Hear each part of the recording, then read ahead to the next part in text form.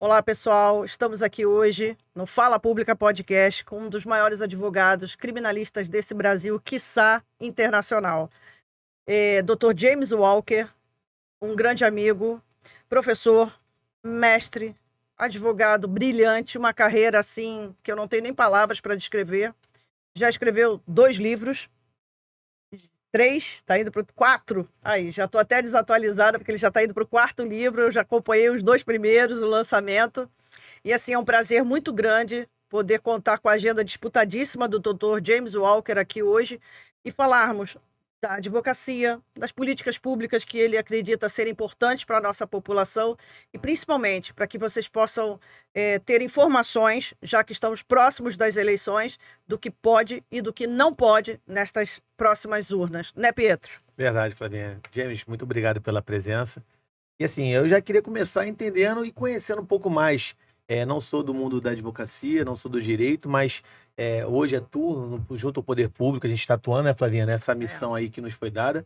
E eu queria conhecer quem foi o James Walker, por que entrou, como é que ele entrou em 91, se não me engano, você se formou há 34 anos, 33 anos aí no Isso. mercado, há mais de 20 com um escritório muito famoso, muito bem conceituado no nosso estado e no nosso país, né? Porque há É. várias causas fora até do estado, Sim. com vários cases legais. Então, queria conhecer um pouco mais, fala pra gente um pouquinho mais do James, como é que chegou, por que o direito, né?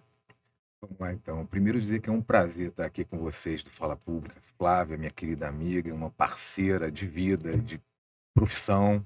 Você, Pietro, um querido também. Então, obrigado pelo convite. É uma Imagina, honra eu que estar aqui com agradeço. vocês. Eu sou exatamente isso, Pietro. Eu sou advogado criminalista, então o meu escritório é dedicado a duas áreas do direito: a advocacia criminal e a advocacia eleitoral. Então é o que nós temos de carro-chefe no nosso escritório, o criminal e o eleitoral, e eu realmente sou advogado há 33 anos. Sou professor há 30 anos, eu comecei a lecionar, a primeira universidade que eu comecei a lecionar foi a Cândido Mendes, em 1994, Olha, nunca mais parei. Fiz minhas pós-graduações, fiz especializações no exterior, mestrado, doutorado na Europa. Isso foi um diferencial na minha vida, na minha carreira, Flávio. E por que o direito? Bom, eu sempre tive essa. Eu não sei se eu tenho talento, né? Mas eu tenho vocação.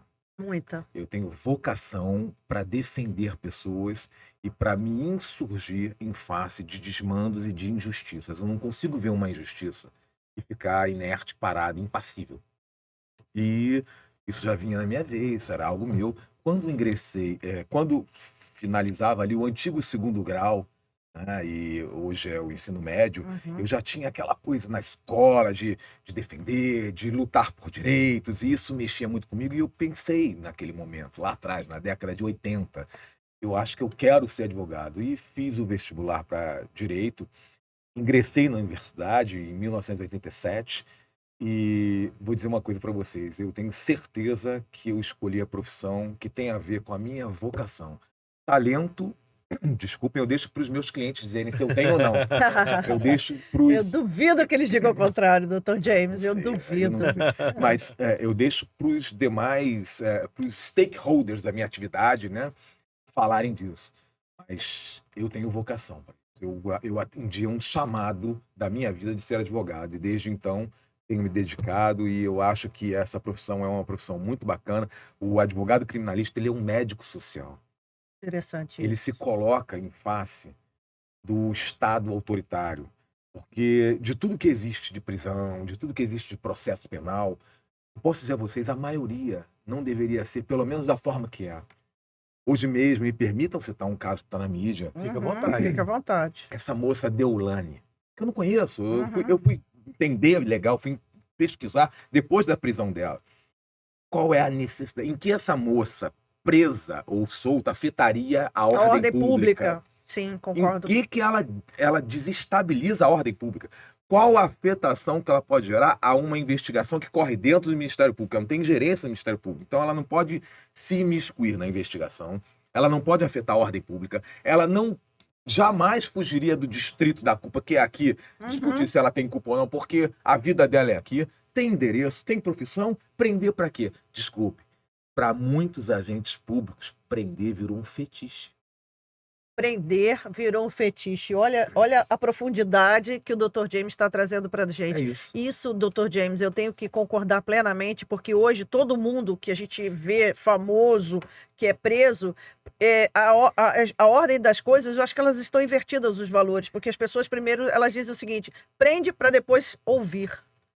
Prende para depois saber o que está acontecendo. Eu sei que o Dr. James, o Pietro, ele já tem cases assim muito profundos na carreira dele. Ele hoje é procurador da OAB, procurador-geral da nossa Ordem dos Advogados do Brasil. Quer dizer, ele é uma pessoa que tem um know-how que dificilmente a gente pode encontrar aqui no Rio de Janeiro, um profissional com tanto gabarito. E ele dizer para a gente o seguinte: prender virou fetiche. Verdade. E é uma vergonha para o nosso judiciário brasileiro. Eu me lembro que Dr. James contestava a Operação Lava Jato desde lá de trás e falava das consequências que isso traria num futuro bem próximo, dos erros do processo naquela situação. Então, hoje, você olha para trás, não estou discutindo aqui juiz A, juiz B, absolutamente nenhum processo, mas a gente vê o quanto que alguns pontos foram contestados daquela situação e que hoje condensam na sua fala, Dr. James, que lá atrás o senhor já falava assim: vai dar errado, isso daqui está conduzido de forma errônea. Então, veja bem, prender Deolane Bezerra hoje afeta em que a nossa sociedade? Qual é o perigo que ela traz? E aí a voz mais profunda, um conhecedor do direito fala aqui na minha frente, que virou fetiche. Olha que profundo, olha a que ponto aqui nós chegamos no nosso judiciário, né? Desculpe, Flávio. É um troféu para quem prende. Ela foi presa de novo agora. Foi presa hoje. Agora, de novo. É um troféu para quem prende. Se alguém prende, desculpe usar um nome público e não é o caso, não tem nenhuma investigação dela, mas se alguém prende o Neymar, foi para a seleção junto com ele. Trouxe toda a carreira do Neymar para si, porque eu prendi o Neymar. Quando descer, o teu porteiro vai falar: você é o que prendeu o Neymar. A família inteira vai falar, vou falar daqui até o Japão. Você vai ser notícia no Japão. Vai ganhar like. Demais. Vai ganhar like. Nós estamos vivendo essa era em que o judiciário, sobretudo a esfera criminal, Pietro, estão sendo utilizados para subversão de um monte de coisa. Que essa que a Flávia está dizendo, e eu trabalhei na Lava Jato. A Lava Jato começou em novembro de 2014. Eu tive o meu primeiro cliente na Lava Jato em janeiro de 2015. Cheguei a ter 10 clientes na Lava Jato, sendo 6 na 13ª Vara Federal de Curitiba, Sérgio Moro, depois Gabriela Hart, depois Antônio Bonar, e 4 aqui na Lava Jato, na 7ª Vara Criminal. Bretas. Marcelo Bretas está afastado. A Flávia falou no começo, me apresentando, que eu escrevi 4 livros, realmente 4 livros meus, autorais só meus. Mas, na verdade, eu sou coautor de 11 livros. E um desses livros, e não tem nenhum viés, Flávia, ideológico aqui. O que se discutia ali era o processo criminal. Exato. E a afetação do processo criminal na vida política, que é o que nós chamamos de lawfare. A lawfare utilizada para a afetação da vida política. Vejam, esse livro chamado Processo Lula, uma sentença anunciada, eu tive a honra de escrever com outros 15 juristas. Eu sou o único pequeno ali, mas grande, Juarez Tavares, por exemplo. Nossa. Né? Então, nem dizer. E eu escrevo nesse livro, Pietro, já no ano de 2016, tem quase 10 anos, eu escrevo um capítulo falando da atuação do Sérgio Moro, dos procuradores da República, Deltan Dallagnol, Robertson Puzobon, que eles estavam gerando uma criminalização do direito de defesa. Esse era o título do meu artigo. Então era um livro com vários artigos. Meu artigo falava da criminalização do direito de defesa. Tudo que eu falo no meu artigo depois é confirmado, vem pelo Intercept e vira case no Supremo até a anulação de várias decisões. E engraçado que, assim, quando a gente fala nessas decisões, a gente vê muito unilaterais, né? De determinadas prisões, determinadas ações do judiciário. Isso abre precedente até para outros começarem também a agir da mesma forma. E vou te falar como cidadão, não sou da pasta, mas a gente vê que algumas coisas acontecem e viram rotinas, a exceção realmente vira regra. E depois disso, para você controlar, como é que se faz? Como é que a gente começa a cobrar, de fato, das pessoas que deveriam estar fazendo cumprir o que é correto fazendo da forma errada. Se eles que deveriam estar fazendo. É uma inversão de valores que é um pouco complicada até depois para você administrar. Abre precedente para muita coisa, para muitas pessoas. Nós tivemos aqui, Dr. James, Ciro Darlan, Álvaro Leis e Marta Rocha. Eu sou advogado, Ciro, inclusive. Então, foi um privilégio ouvir de cada um deles os 3 principais, assim, alicerces do judiciário, que nós, entre aspas, temos o acompanhamento, mas a gente não pode acompanhar todo o tempo. Mas, assim, cada um falou um pouco da política pública hoje, do judiciário, da dificuldade que você tem em prender e ali daqui a pouco o cara está solto. A gente até comentou, James, da situação das pessoas que têm mais de 100, 200 anotações criminais e o cara vai ali, paga uma cesta básica. Paga uma cesta básica, mas eu estou dizendo, ele paga um pequeno percentual, sim, uma parte da pena. Uma parte da pena e já está solto. E aí você imagina o que o nosso judiciário, o que ele tem hoje que não está funcionando? Na sua opinião, o que o judiciário precisa, primeiramente, para mudar? Primeiro, a magistratura como um todo entender que esses mecanismos são mecanismos excepcionais, que devem ser usados, sim. Nós não temos hoje, Pietro, uma solução para impor pena às pessoas que não seja a prisão.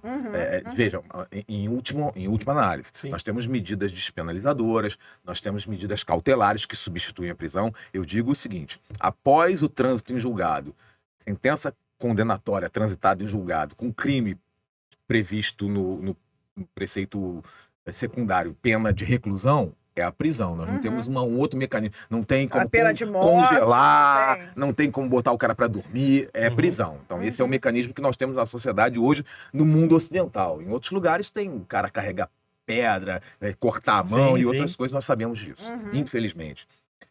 Mas o que acontece no judiciário brasileiro? Prende muito, sim. Ela prende muito. Tanto que nós somos a 3ª maior população carcerária do planeta Terra, em números percentuais, a 2ª. O Brasil é o 3º maior... A 3ª maior população carcerária do planeta Terra. Meu Deus. Então não vem, ninguém vem a dizer que a gente não prende. Prende muito, mas prende como? Errado. Por quê? Porque, na verdade, o direito penal, ele é um instrumento de limitação de poder, entendem isso? No passado, nos regimes autoritários, um rei olhava para você e falava assim, você está usando esse relógio? Corta o braço dele. Não tinha devido processo. Com a evolução da sociedade, e isso vem lá de 1215, né, de João Sem Terra, John Lackland, é que essa virada que introduziu lá o Law of the Land, o direito da terra, do Freeman, e aí introduz o que mais à frente, depois nas 13 colônias americanas, virou aquilo que se chama Due Process of Law, ou devido processo legal, que está na nossa Constituição, artigo 5º, inciso 54, quando nós criamos esse conceito, essa estrutura que une o judiciário, as leis e a Constituição como garantia do cidadão, o direito penal, ele se tornou o quê? Um instrumento de limitação do poder. Eu não posso mais simplesmente, eu sou um rei, corto a tua cabeça, faço isso com um, com outro. Não, eu tenho que cumprir as regras e a Constituição. Com o passar dos anos, Flávio, o que aconteceu? O direito penal virou um instrumento de vingança, de segregação racial, social. E aí, como é um instrumento de segregação dos indesejáveis, por exemplo, uma sociedade, quem é capitalista, quem é indesejável? Quem não consome. Isso. O cara que tá ali fumando crack não consome, ele é indesejável. Varre ele para debaixo do tapete social. Mas varre como? Abduzindo? Estalando o dedo? Com direito penal. Bota ele na cadeia e ele some da sociedade. Nós temos uma população carcerária gigantesca, o Brasil prende muito, mas prende mal. E quando prende alguém que não é dessa seleção social negativa, prende para efeito midiático. Como prenderam Deolane Bezerra. Como prenderam a Deolane. E tem a questão reputacional, tá? Só para finalizar, Pietro. Não adianta prender e depois soltar no dia seguinte. A catástrofe social imposta à vida da pessoa já era. Acabou. Quando alguém fala que o ministro assediou e isso daqui a pouco vira um processo, acabou a vida dele. Sim. Lembra do ministro Silvio? Aquele que assediou. Ah, todo mundo vai lembrar. Aquele que assediou. Todo mundo vai lembrar. Eu tenho Notícia ruim não sai da eu tenho cabeça. cliente que foi acusado no mensalão e foi absolvido, E que até ficou com a hoje- cara no Jornal Nacional 100 vezes. Quando foi absolvido, não apareceu nenhuma vez. E até hoje ele é chamado de quê? Mensaleiro. Mensaleiro. Ou seja, a política pública hoje, no nosso judiciário, ela não funciona. Não funciona por quê? Porque a política pública ela se misturou no interesse da política partidária para manutenção de poder, para consecução de receita, para controle social. A justiça deveria existir para quê? Para compor litígio na esfera civil Uhum. e para aplicar as regras e sanções a quem efetivamente praticou o crime. Tudo isso foi desvirtuado porque o poder judiciário ele se imiscuiu na política. É impressionante, né, O Pedro? Ciro falava no podcast com a gente, até nos bastidores, que ele é um defensor do trabalho dentro das áreas onde eles ficam detentos. Ele lançou recentemente um projeto bem bacana que é a Academia Brasileira de Letras. Apenados. pra No qual você apenados. estava lá, né? Eu sou padrinho desse Você é padrinho, projeto, né? eu estava lá no Muito bacana. Tava lá no lançamento. Ciro é um lançamento. humanista, Ó, né? E isso é um exemplo, exatamente. além, assim, eu vejo o senhor falando que a gente prende mal. O nosso poder prende mal. E além de prender mal, ele é um defensor de que, assim, prende e faz a manutenção zero. Porque a pessoa entra do mesmo jeito e se bobear, ela sai pior do que ela entrou. E aí não tem esse trabalho de a gente ressocializar, da gente entender, porque, assim, existem dentro do sistema carcerário diversos tipos de pessoas que praticaram diversos tipos de situações erradas. Mas não existe nenhuma específica para você ressocializar. E eu vejo muito como um problema também, por isso que às vezes até a gente fala, pô, prendeu 100 vezes, saiu 100 vezes. Pô, mas como é que a Pagou pessoa foi fiança presa? e foi embora. Mas que tipo de trabalho para poder tentar conscientizar, só prender por prender, ele vai ser ainda pior. Você entra, o cara lá bota chicote, e não trata de fato do qual é o problema que ocasionou ou que está ocorrendo, eu acho que fica um pouco complicado. Eu queria só mudar um pouquinho o rumo da prosa, porque assim, a gente está passando por um momento muito especial no nosso país, que as eleições estão aí. A gente está num período eleitoral que Deus que me perdoe, mas que é um vucu-vucu danado nas cidades. A gente vê todo mundo aí aflorado. O senhor, que é uma pessoa pública, e a gente também conhece diversos candidatos. E que, assim, uma preocupação e um problema de toda eleição, doutor, é a questão do advogado eleitoral. A gente tem uma escassez de profissionais nessa área. E curiosos. E quando a gente tem alguma E orientação, curiosos. sem falar que, ô Flávia, as coisas são tão rápidas e Pra ontem. modificam tantas vezes, porque no meio do período eleitoral a regra às vezes muda. Muda. E a gente teve aí agora recentemente algumas alterações, 80-20, a questão do prazo para você poder fazer a campanha, que realmente era até uma data, agora pode ser até a véspera, 10 horas. Então essas mudanças são muito... E a gente não vê pessoas ou advogados na proporção que Atualizados. tem de candidatos Sim. para poder dar suporte. E eu vou falar uma coisa para o senhor. Hoje eu trabalho em Nova Iguaçu, deputado estadual e atual secretário de Trabalho e Renda, Felipinho Raves, que a gente tem um grupo político grande na cidade. E vou confirmar, porque eu tenho propriedade para falar isso, que a gente tem mais da metade, ou muito mais do que a metade, que não tem o suporte jurídico, a gente tenta dar um embasamento, um apoio, mas de um profissional de fato. E assim, a gente tem acontecem muitos erros, acontecem coisas que, cara, a gente nem acredita que aconteça.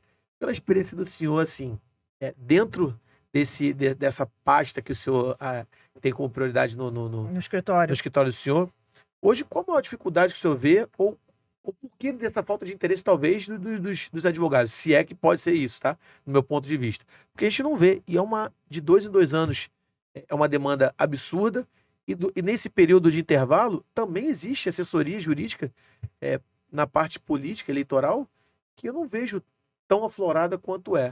O que o senhor atrela muito essa escassez profissional, por conta de que seria? Primeiro, essa tua colocação é fundamental. Primeiro, porque é um nicho muito específico. Então, a Flávia usou um termo ali, curiosos. Em qualquer área, você tem que se especializar. Você tem que conhecer o que você faz. Porque brincar com o direito alheio pode gerar uma afetação incomensurável para a pessoa. Uhum, Sim. uhum. Uma perda de mandato, né? Uma perda patrimonial. às vezes, a perda até do direito de liberdade. dirigir, Sim, da liberdade. sim. O que acontece na área eleitoral? Primeiro, que a justiça eleitoral é uma justiça muito específica, né? Aquilo que nós enfrentamos no Tribunal Regional Eleitoral, nas zonas eleitorais, no TSE, é uma matéria muito limitada, é somente eleitoral. As pessoas não olham para a área eleitoral como um nicho de oportunidade permanente por causa dessa sazonalidade, Uhum, exatamente por causa disso. uhum. Existe um bloco, um grupo muito fechado, muito pequeno, muito restrito de advogados que tem um certo domínio da área do direito eleitoral no Rio de Janeiro. Isso é histórico, já vem há muito tempo.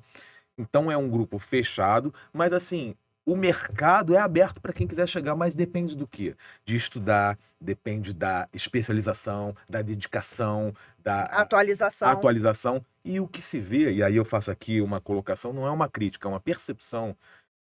Os jovens advogados estão muito voltados, isso tem muito a ver com as questões de redes sociais, estão voltados para aquilo que dê dinheiro e sucesso instantâneo. Instantâneos. O cara quer entrar no Big Brother em 30 dias sair com 1 milhão, quer fazer uma dancinha e ter 1 milhão de seguidores e ganhar dinheiro. Uhum. Você se especializar, você se tornar alguém, é uma construção.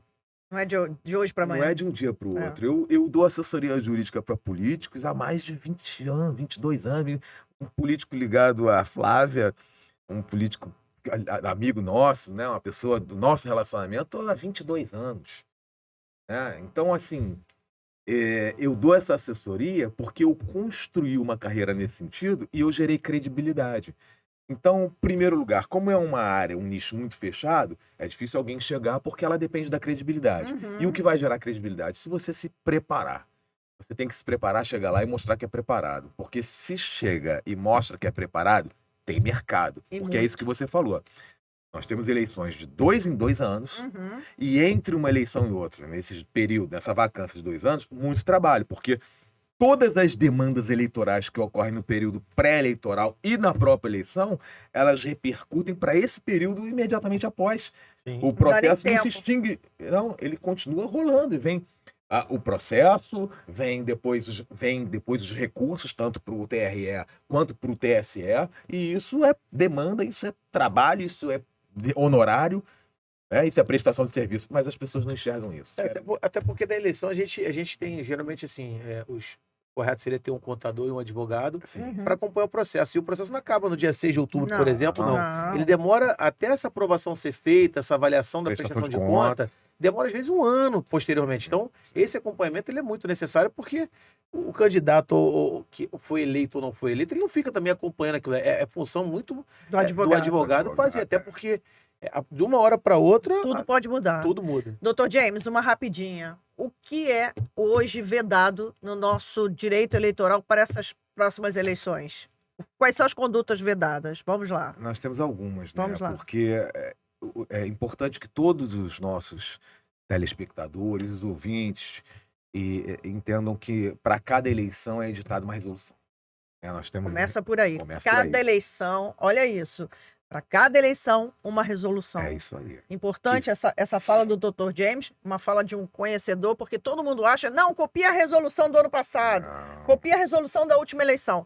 Então já vem aí, primeira atualização. Para cada eleição, uma resolução. Nós temos um código eleitoral. Sim.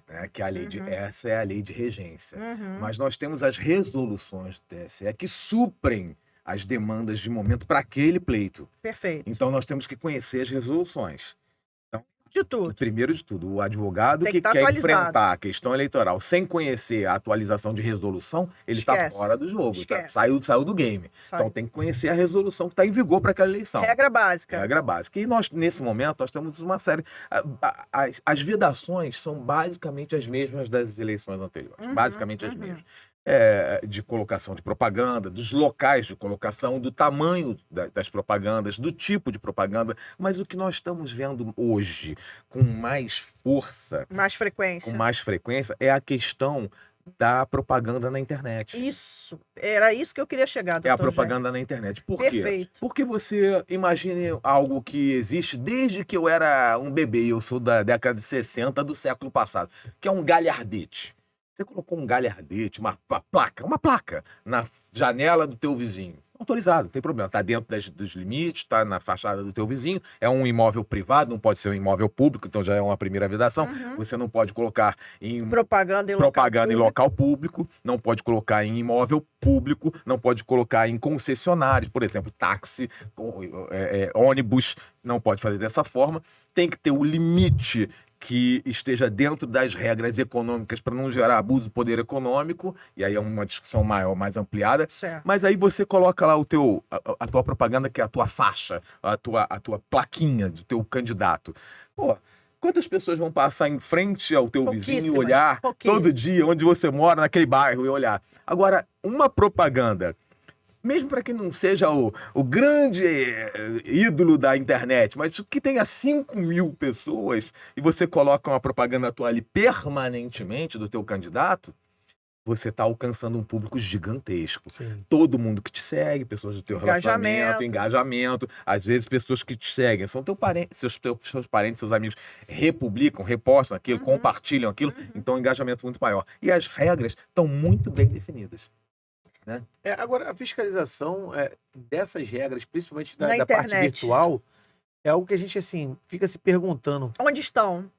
Onde Há estão? quantas décadas a gente já faz e, por exemplo, o TRE hoje faz as fiscalizações dentro das ruas. Essa parte virtual, a gente sente uma insegurança nesse sentido, porque como é que é feito isso? A gente sabe que tem o Pardal, né? Que é Sim. o mecanismo hoje de denúncias para o Tribunal de Mas se Irregularidade. não houver provocação, não houver denúncia. Veja, essa é uma das poucas atividades dentro do Poder Judiciário em que o Judiciário age de ofício. A regra relativa à justiça, ao Poder Judiciário e à magistratura é que o Judiciário ele é inerte. Ele fica que ali ser parado. provocado. Ele precisa ser provocado Entendi. pelo Ministério Público. Essa é uma exceção. Nós temos um juízo de fiscalização eleitoral. Um juízo. É um juiz no período da eleição, e normalmente ele é nomeado, ele já é juiz de carreira, mas ele é nomeado naquela eleição para aquele período eleitoral, e ele se torna o juiz da fiscalização. Ele é responsável, esse juiz, pela coordenação de toda a fiscalização no estado do Rio de Janeiro. Que também é direcionado nas vésperas por conta de policiais, Exatamente. funcionários públicos, para poder auxiliar ele. E ele vai angariar dentro do alcance jurisdicional dele aquilo que for necessário para ele exercer a função. Então ele convoca policiais, membros do Ministério Público para atuar junto, e por aí vai. E o que acontece? A fiscalização física de rua é a mesma todo ano, a gente já está sabe. Mas nós temos o Pardal, né, o Pardal, que é um mecanismo eletrônico de denúncia, Isso. mas o que acontece é justamente o print e enviar para a fiscalização a denúncia sobre qualquer irregularidade. Agora, o que mais tem é denuncismo baseado no que não existe, né? Baseado em algo que não é efetivamente uma violação das regras de propaganda. Por quê? Porque é político fazendo política contra políticos. Os fake news para poder prejudicar um ao outro. Fake news, a verdade é essa. Dr. James, eu sei que o seu escritório hoje ele tem uma demanda muito grande, é um dos mais concorridos aqui, diga-se de passagem, no Rio de Janeiro, em questões eleitorais. Qual é a maior dificuldade do candidato entender da assessoria de um bom advogado? Qual é a maior dificuldade dele? Ou ele não quer pagar, ou ele acha que não é necessário? Ou as duas coisas? Eu não quero falar nada contra os meus clientes. Eu tenho muitos clientes políticos, são todos, antes de qualquer outra coisa, são todos meus amigos, né? Porque meus clientes se tornam meus amigos pela relação de cordialidade, de lanheza no trato, de elegância, de parte a parte. Enfim. Acham que não é necessário? No mais das vezes, não querem pagar. O político não quer pagar porque o político é um agente público, né? E o político sério, ele tem remuneração limitada, né? Então ele tem dificuldade mesmo para manter suas bases. Não é fácil fazer política no Brasil, a gente sabe disso. Todo mundo acha que é muito legal, que o político está rico. Não é isso.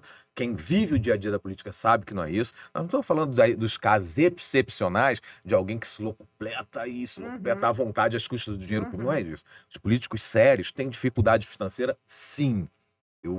Já passa aqui na minha cabeça um monte deles. Essa é uma questão. Segundo, é que A política demora muito a se renovar. Nós temos ainda hoje uma velha política. E Sim. o velho político ele tem muita dificuldade de lidar com essa questão. Ele acha, primeiro, que sempre que ele é muito autossuficiente. Eu que ensino. Eu sou político aqui, eu tenho 5 mandatos, 6 mandatos. Eu ensino. Ele acha sempre Eu que sei. ele é o professor de tudo. Né? Então ele tem dificuldade de aceitar esse tipo de assessoria, esse tipo de aconselhamento. Segundo, que acha que é muito autossuficiente. E não acreditando, que possa acontecer, ele deixa para o último momento ou só quando a corda já puxou no pescoço. Aí corre, aí nesse momento estão dispostos a pagar os honorários que for, quando poderia ser 10% disso se ele fizesse algo preventivamente e não deixasse chegar na beira do abismo, entendeu? Pois é. Eu vejo muito isso, e isso é muito cultural nosso aqui. Eu vejo muito no Rio. A gente não fazer o preventivo, a gente fala muito isso sobre Da prevenção. educação, sobre segurança, sobre a questão jurídica mesmo, o respaldo jurídico para você não ter. E a gente enxerga, a gente, que eu digo, eu me incluo também assim, porque é cultural mesmo, de não prever ou não se organizar para que você evite um problema maior. E é aquela questão, né? Eu ia falar, se eu já fiz a colocação perfeita, quando a gente acha caro para poder pagar, mas quando dá um problema, Paga a o gente que se for. desdobra. Então, pra poder fazer o que eu for. queria só complementar em relação ao que o Pietro disse. Primeiro que a prevenção será sempre muito mais barato do que a remediação. Né? Prevenir é muito mais barato Sem do que dúvida. remediar. Sem Pode ser dúvida. sempre, em qualquer caso. É melhor você prevenir a sua saúde do que pagar 10 meses de internação em uma cirurgia, certo? E Então, ficar com uma sequela, que é o que acontece para qualquer e no caso. caso, a sequela política é a Exatamente. sequela reputacional. Exatamente. Então, a prevenção é muito mais. Às vezes, o brasileiro não tem essa cultura. Segundo, que é aquilo que você falou, é a questão cultural. Mesmo. E aí volta ao início da nossa conversa, quando a gente falava do sistema prisional, que o Supremo já declarou como estado de coisas inconstitucional, que não ressocializa ninguém, e aí é muito difícil você querer educar o cara na cadeia que você não educou do lado de fora. E aí eu vou citar, pode se parecer meio piegas, meio lugar comum, mas é Darcy Ribeiro, 45 anos atrás, quando dizia o seguinte: se a gente não investir hoje em educação, vai investir 10 vezes mais em presídio. Nós já chegamos à época de investir 10 vezes mais em presídio. Doutor James, assim, hoje, no nosso país, nós temos uma ebulição jurídica, né? A cada momento, nós temos uma dificuldade de entendimento qual é a regra do jogo. Sim. E na parte eleitoral, a mesma coisa. O que o candidato precisa, como você acabou de falar, o advogado dele precisa estar atualizado, mas o que o candidato precisa saber da regra do jogo hoje na campanha dele? Qual é a regra principal? Seguir a orientação do advogado? Flávia, é isso. Olha só, essa ebulição que você mencionou, na verdade, eu prefiro dar uma outra terminologia. Nós vivemos um sistema de insegurança jurídica. Não queria chegar nisso, mas... Isso vai daqui da primeira instância aqui no estado do Rio de Janeiro ao Supremo. Né? Até o Supremo, e a gente não sabe o que eles vão decidir amanhã. E o judiciário se arvorou demais por legislar. Eles estão legislando de tudo. E todas as questões do saco de farinha furtado no mercado, as questões de demarcação de terra indígena, né, estão sendo levadas para o Supremo. Então o Supremo se viu muito forte por isso. Tá? Ele tá sendo delegado ao Supremo questões que deveriam ser do Legislativo. Vamos lá, beleza. O brasileiro já tem essa percepção, né? Sim. 20 anos atrás se falava Supremo, ninguém sabia. Hoje é mais fácil um cidadão dizer para você rapidamente quem são os 11 do Supremo do que os 11 da seleção. Eu mesmo não sei. A seleção jogou ontem, ou vai jogar, eu não sei quem são os 11. Os 11 do Supremo, até a minha vizinha, que tem 75 anos, sabe. Então é muito fácil saber. Sim. Todo mundo sabe quem é o Gilmar Mendes, o Barroso, todo mundo. O Alexandre. Quem não sabe quem é o Alexandre? O cara que não sabe quem é o Alexandre não sabe quem é o Neymar. Pois bem, pergunta ao Elon Musk. Mas assim. Maravilhoso. Mas assim. Maravilhoso. É a questão de insegurança jurídica. O que um político precisa saber é o seguinte: o político precisa saber 2 coisas. Primeiro, fazer política. Segundo, ter a confiança numa assessoria jurídica que vai entregar a ele tranquilidade para dizer a ele: meu deputado, meu vereador, meu prefeito, meu governador, cai para dentro da tua campanha fazendo, e o que eu te disser é mais ou menos isso. Quem é a tua coordenação de campanha? Manda essa tua coordenação ficar em contato comigo que eu vou assessorando direto. Já no escritório a gente cansa de fazer uma folhinha ou 2 de cartilha. Pode, não pode, Isso. e manda para assessoria, e eventualmente o que não tiver ali, poxa, surgiu essa... Semana passada alguém me ligou dizendo o seguinte: pode botar propaganda em táxi? Ficou a dúvida, não sabia. Sim, sim. Ligou a assessoria, disse exatamente no mesmo momento, deu a resposta no momento, ali em tempo real, acabou. Tá resolvido. Então, assim, a assessoria tem que estar preparada, pronta, tem que ser competente, especializada, e o político tem que fazer política, mas tem que fazer a contratação de uma assessoria especializada e tem que fazer a contratação de uma assessoria permanente, inclusive durante todo o mandato, porque os problemas que vêm durante o mandato são enormes. Porque se ele ganhou, alguém... Perdeu. E quem perdeu tá satisfeito? Claro que Vai não. passar os 4 anos fazendo o quê? Quietinho, nunca. Perturbando, denunciando. Ele ganhou, virou vitrine. É. Tá lá no shopping, aquela vitrine linda. E o Tacando cara que pedra. perdeu virou o quê? O tacador? De É, pedra. E essa, pedra. cada pedra que ele jogar, tem que ter alguém pra defender. é isso. É a tua Verdade. assessoria. James, Perfeito. além da área eleitoral, eu sei que o seu escritório e você fala muito, e você é presidente da comissão de compliance. Sim. Fala um pouquinho o que é compliance. Muita gente ouve falar, surgiu essa palavra e ela não é nova. O que é compliance? Fala para a gente aqui o que é compliance em termos bem práticos para a nossa sociedade entender o que é, por favor. Compliance, aí só etimologicamente vem do verbo inglês comply, que significa cumprir as regras. Atender a tudo que está disposto normativamente. Ou seja, é se conduzir da maneira certa.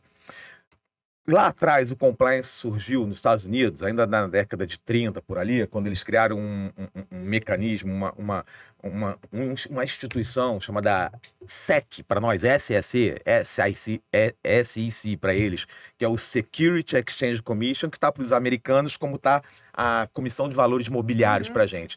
Criou para quê? Para evitar a prática de corrupção. Então, lá atrás, tinha-se essa ideia de compliance era um instrumento de combate à corrupção. Ou seja, você vai seguir as regras, vai fazer tudo certinho, portanto, não vai se corromper.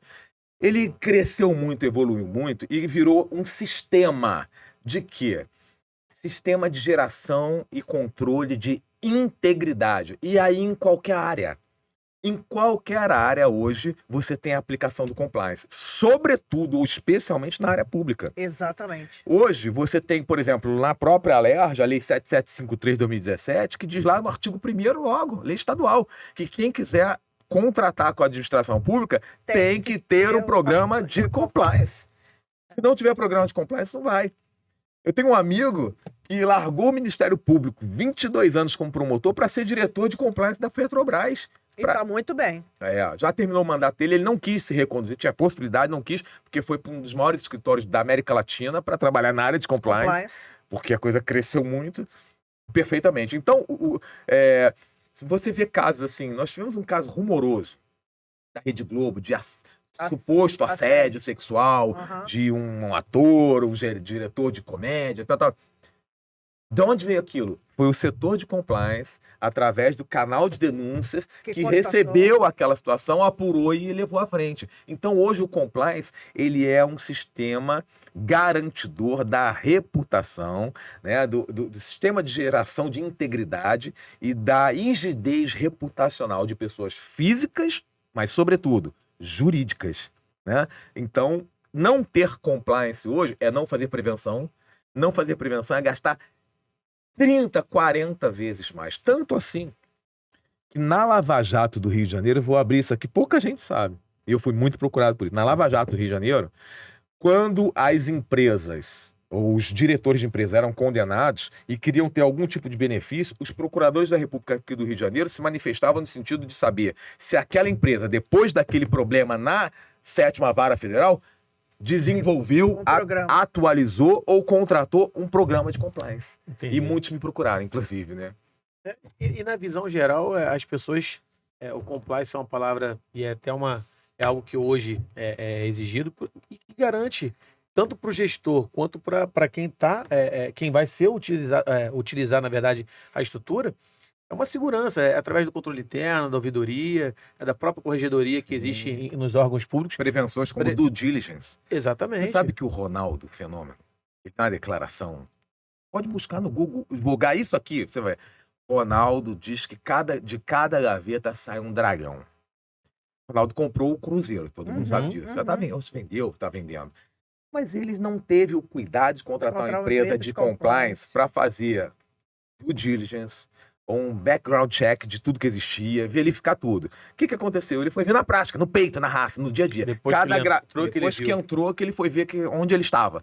Cada gaveta que ele abria, saía 20 milhões de dívida, 40 milhões, 30, 80 milhões. Se tivesse feito um compliance, acabava. E hoje o compliance vai vir cada vez mais forte, seja na área da gestão pública, na área médica, mas sobretudo numa área que despontou agora muito fortemente. Está em todas as mídias, está em todos os canais de televisão, que é a área das bets.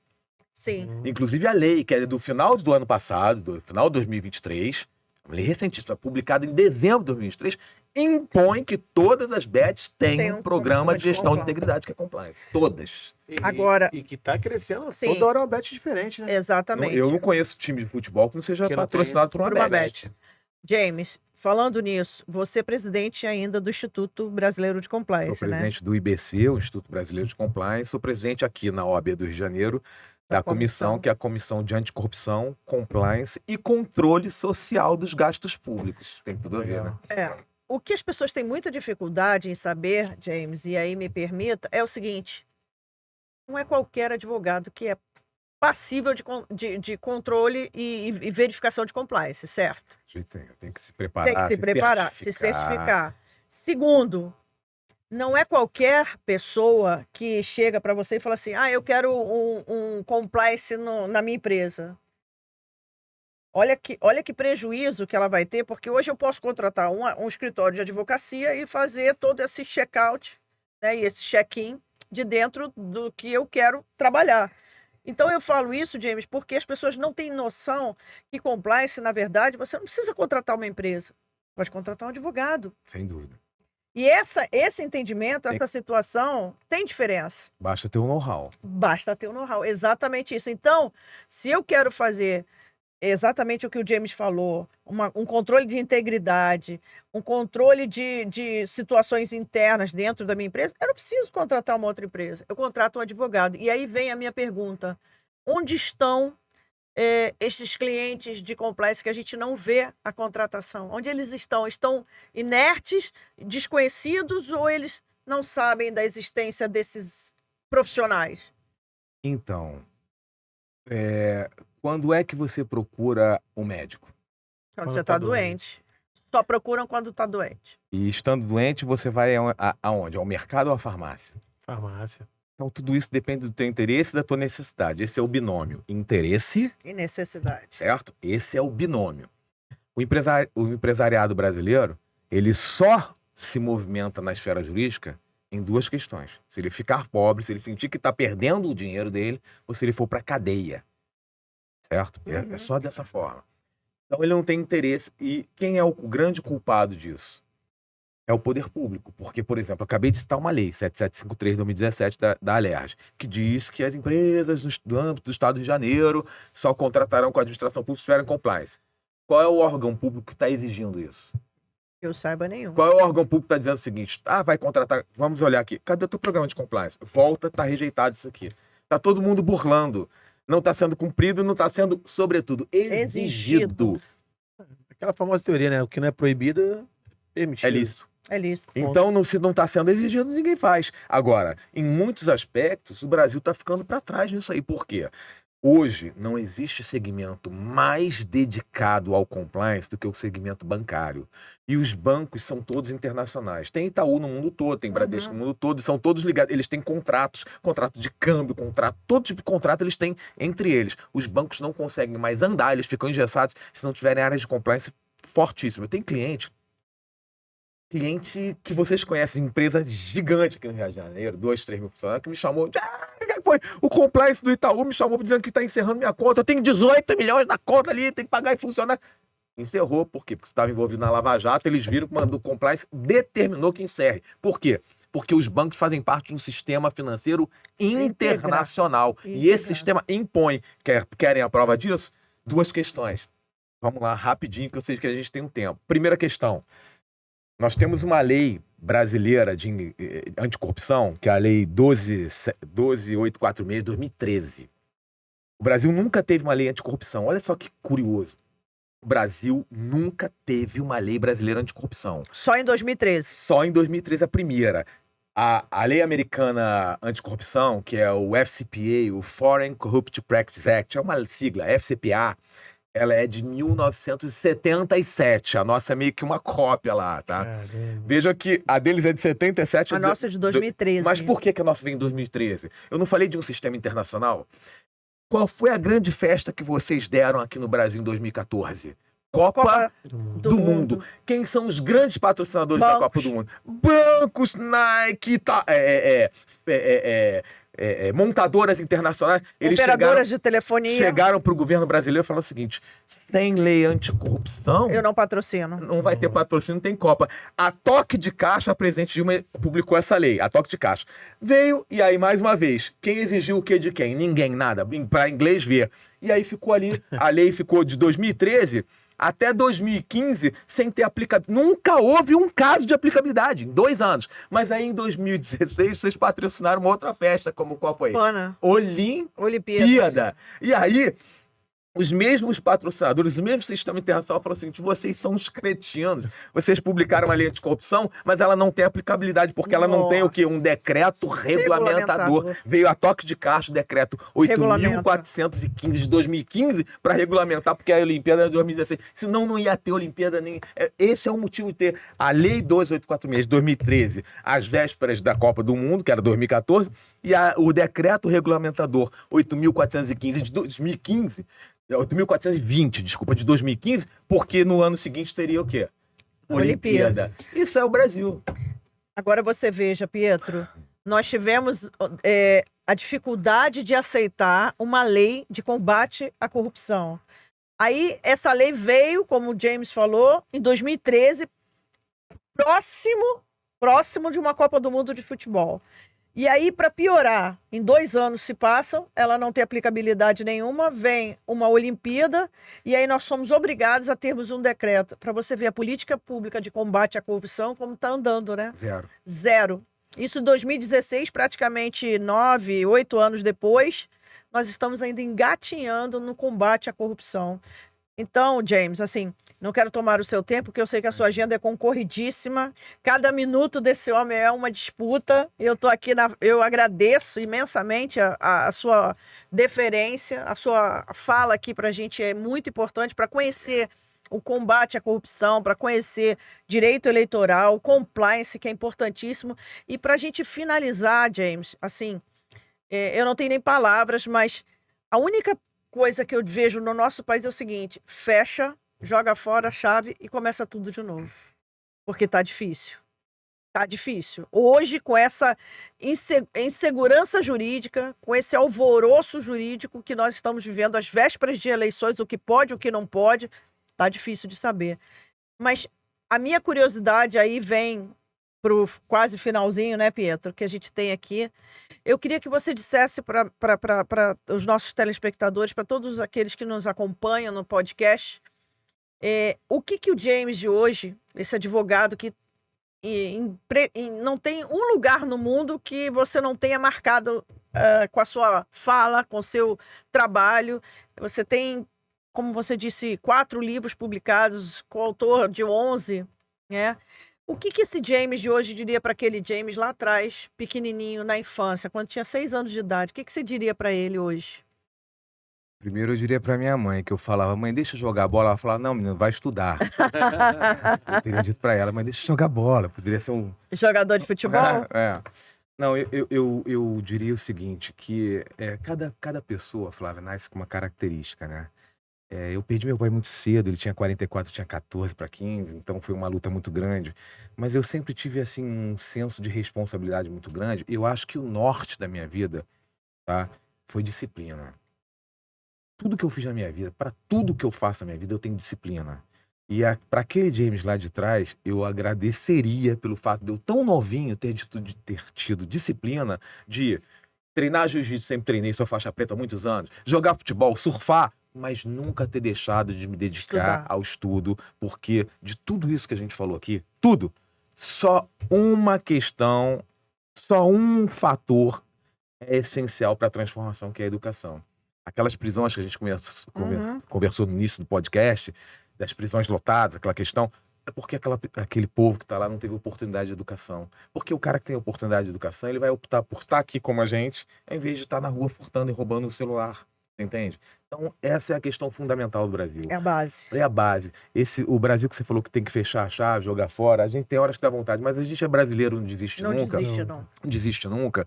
E a gente tem que entender o seguinte: se nós estamos aqui, se nós somos pessoas que têm uma visão de futuro, uma possibilidade, nós temos essa responsabilidade com o nosso país e com a transformação para um futuro melhor.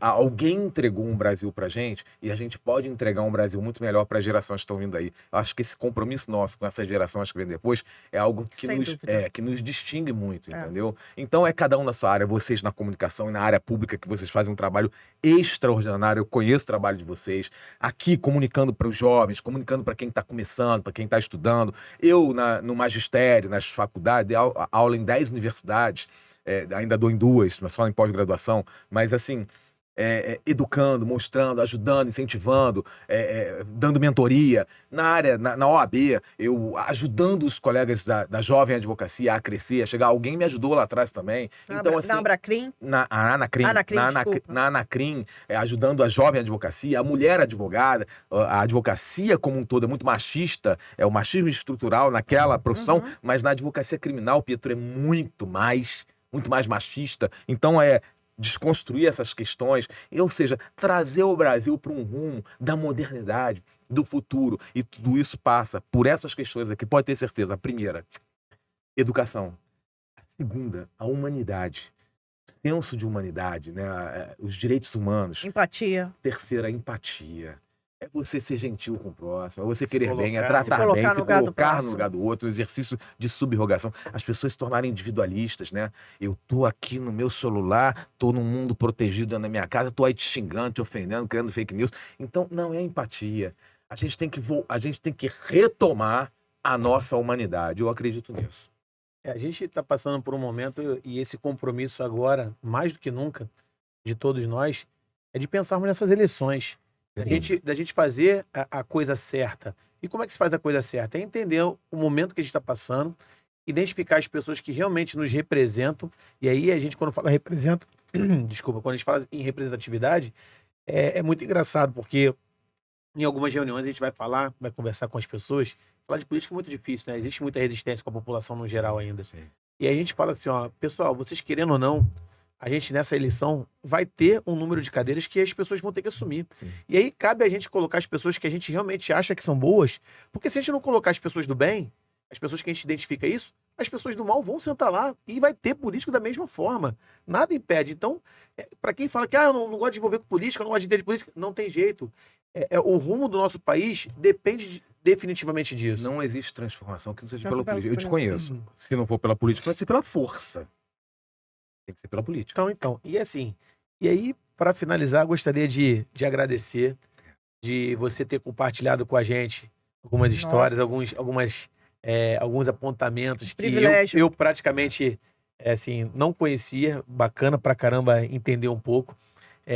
Nosso podcast, ele é muito curto, porque os convidados com conteúdo igual do senhor, me perdoe, mas acho que a gente deveria fazer uns 10, né? Com certeza. Mas, com certeza, haverão outras oportunidades. A Deixa eu casa é passar sua. o período eleitoral, que ele está muito concorrido. Ó. Disputadíssimo.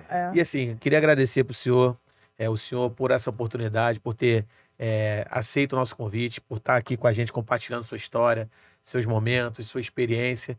E a casa é toda sua, né, Flavinha? Isso aí, James. Eu não tenho palavras, mais uma vez, para te agradecer. Eu sei do quanto você é dedicado em tudo que você coloca a sua mão. Nosso podcast, ele está no YouTube, no Fala Pública Podcast. Nós temos o nosso Instagram, e eu queria que você falasse tuas redes sociais para a gente compartilhar, que eu sei que tem James Walker ADV. James Walker ADV. Primeiro eu queria dizer aqui que eu que reputo, Pietro, uma oportunidade para mim. Falar para vocês, para o público do Fala Pública. Eu já assisti vários podcasts de vocês. O Ciro eu assisti, foi um dos últimos agora. Tem pouco tempo do Ciro. Tem. E gostei demais.